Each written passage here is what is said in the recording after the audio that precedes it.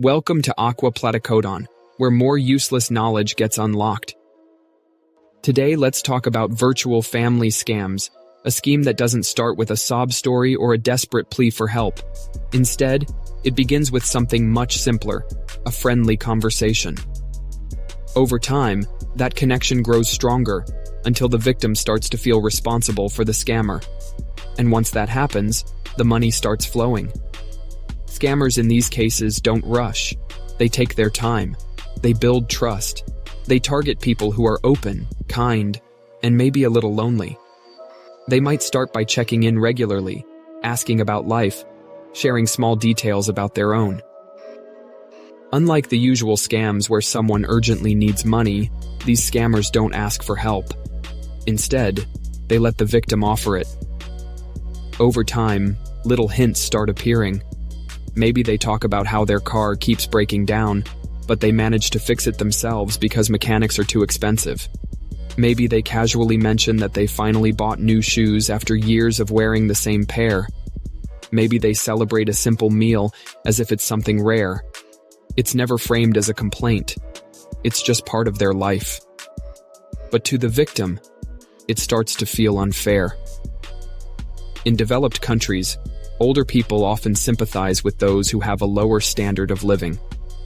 Once they start offering financial support, they also find emotional satisfaction in the gratitude and humility they receive in return. This becomes one of the main ways scammers encourage them to keep giving. As time goes on, the amounts of money being sent gradually increase.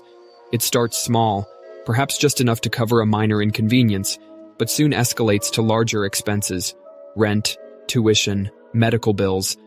At this point, the victim isn't just giving money out of generosity, they feel responsible. They believe they're making a real difference in someone's life.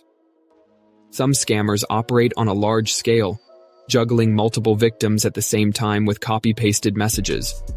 Others focus on one person, investing months or even years into building a deep emotional connection.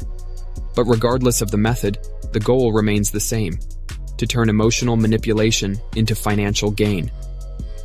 The biggest warning signs? When emotions escalate too fast, or when the money keeps increasing. Scammers have a goal. They're on a schedule.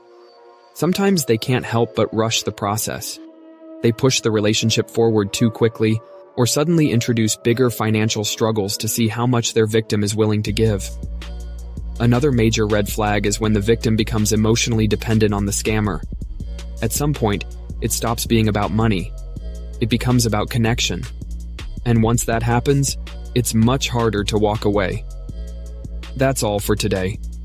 Thanks for watching Aqua Platycodon. See you in the next one.